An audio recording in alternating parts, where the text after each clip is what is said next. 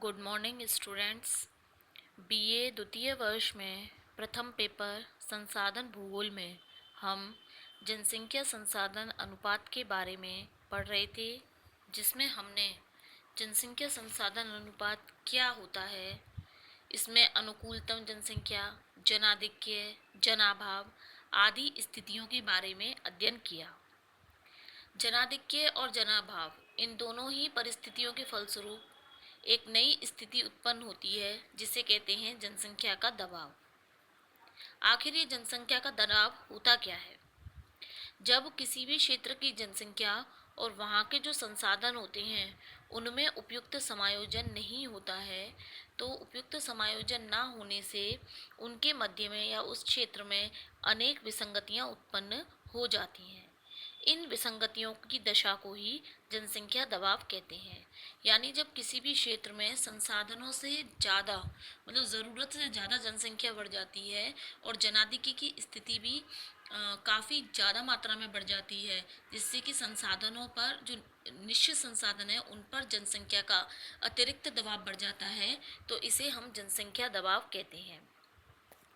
जनसंख्या दबाव बढ़ने के लिए कई कारक उत्तरदायी होते हैं, जिसके कारण किसी भी क्षेत्र में जनसंख्या का दबाव बढ़ता है। सबसे पहला है जनसंख्या में तीव्र वृद्धि। अगर किसी क्षेत्र में जनसंख्या में तीव्र गति से वृद्धि हो रही है, वहाँ जनसंख्या वृद्धि पर नियंत्रण नहीं लगाया जा रहा है, जिसके परिणाम स्वरूप उस क्षेत्र में जनसंख्या का दबाव बढ़ जाता है। जैसे कि हम बात करें कि हमारी पृथ्वी पर लगभग 10,000 वर्ष पहले केवल 50 लाख लोग रहते थे। धीरे धीरे संख्या में बढ़ोतरी हुई। 1750 में ये जनसंख्या 80 करोड़ हुई, 1930 में 200 करोड़ और वर्तमान की अगर हम बात करें तो जनसंख्या हो गई है 600 करोड़। तो जैसे जैसे जनसंख्या बढ़ रही है वैसे वैसे इस पृथ्वी पर, पृथ्वी के संसाधनों पर जनसंख्या का दबाव बढ़ता जा रहा है, क्योंकि संसाधन तो उतनी ही मात्रा में है लेकिन जनसंख्या जो है वो तेजी से बढ़ रही है। तो जिसके कारण विश्व के अनेक देश ऐसे हैं जहाँ पर जनसंख्या दबाव की स्थिति उत्पन्न हो रही है। इसके बाद में जो सेकंड उत्तरदायी कारक है वह है जनसंख्या का असमान वितरण। जनसंख्या के असमान वितरण की बात करें तो हमारी इस पृथ्वी पर सभी जगह जनसंख्या एक समान नहीं है। कहीं तो जनसंख्या ज़्यादा मिलती है और कहीं पर जनसंख्या कम है। जैसे कि हम बात करें कि मैदानी क्षेत्र हैं जहाँ पर उपजाऊ भूमि है, कृषि के लिए अनुकूल परिस्थितियाँ हैं, वहाँ पर तो जनसंख्या अधिक मात्रा में है। इसके विपरीत ऐसे क्षेत्र जो दलदली हैं या पहाड़ी हैं, पठारी हैं, वहाँ पर जनसंख्या की कम मात्रा देखने को मिलती है। तो अगर हम पूरे विश्व की बात करें या इस पृथ्वी पर बात करें तो 30% भाग पर 95% जनसंख्या रहती है, जबकि बचे हुए 70% भाग पर केवल 5% जनसंख्या निवास करती है। इस तरीके से हम देखें कि संसार की जो 50% जनसंख्या है वो मात्र 5% भूभाग पर ही निवास करती है। इसके अलावा हमारी पृथ्वी पर 70% क्षेत्र ऐसे हैं जो कि शुष्क हैं या उष्ण, बहुत ज़्यादा गर्मी पड़ती है या बहुत ज़्यादा बारिश होती है या हिम के द्वारा आच्छादित रहते हैं। तो ऐसे क्षेत्रों में जो जनसंख्या का बसाव है वो कम देखने को मिलता है। जनसंख्या की दृष्टि से ये अयोग्य क्षेत्रों की श्रेणी में आते हैं।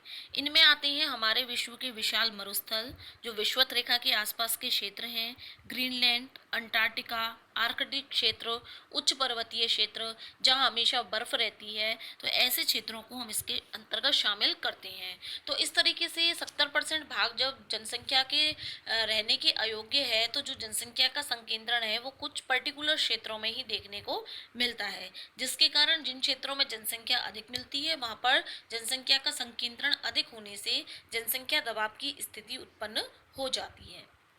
जो जनसंख्या दबाव के लिए तीसरा उत्तरदायी कारक है वह है स्थानांतरण पर नियंत्रण। जैसा हम बात करें कि प्राचीन समय में मनुष्य एक स्थान से दूसरे स्थान पर अपनी आवश्यकताओं की प्राप्ति के लिए, कृषि के लिए, रोजगार की तलाश में स्थानांतरण करता था।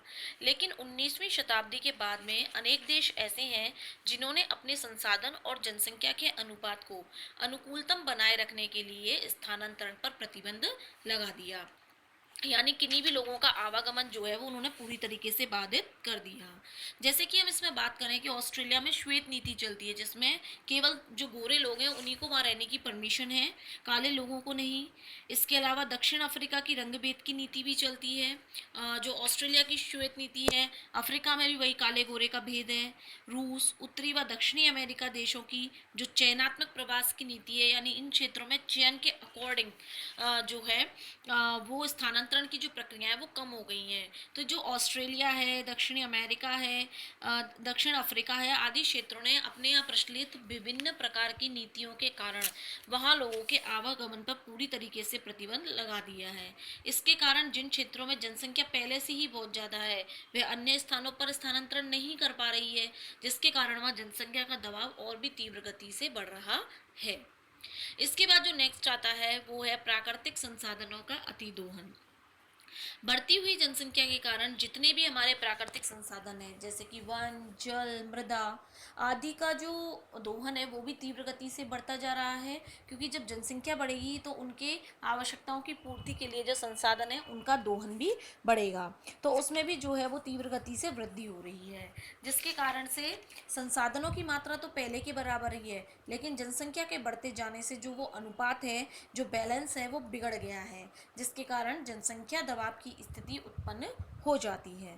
इसके बाद में जो लास्ट उत्तरदायी कारक है वो है प्राकृतिक आपदाएं। प्राकृतिक आपदाएं यानी कि भूकंप, बाढ़, ज्वालामुखी, सूखा, चक्रवात आदि के कारण जो जनसंख्या और संसाधनों का अनुपात है वो बिगड़ जाता है।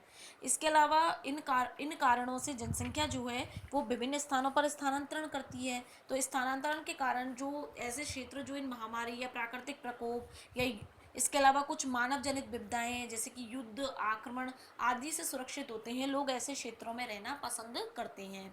तो मनुष्य जो है जो सुरक्षित क्षेत्र हैं उन पर जाना अधिक पसंद करेगा, ऐसे क्षेत्रों में स्थानांतरण अधिक कर जाता है, जिसके कारण से उन क्षेत्रों में जनसंख्या का दबाव बढ़ जाता है। तो इस तरीके से हम देखें कि ये सभी कारण जो हैं वो कुछ विशिष्ट स्थानों पर जनसंख्या के संकेंद्रण होने के कारण जनसंख्या के दबाव को प्रोत्साहित करते हैं। ऐसा करने से जो जनसंख्या और संसाधन है उनके मध्य जो संतुलन है वो बिगड़ जाता है। तो इनके मध्य संतुलन को बनाए रखने के लिए ज़रूरी है कि अगर किसी भी क्षेत्र में जनसंख्या अधिक मात्रा में है तो वहाँ पे जो संसाधनों का दोहन है वो भी आनुपातिक तरीके से उचित रूप में किया जाए। अब हम बात करते हैं जनसंख्या दबाव के कारण जो प्रभाव पड़ता है, यानी जनसंख्या दबाव कैसे प्रभावित करता है।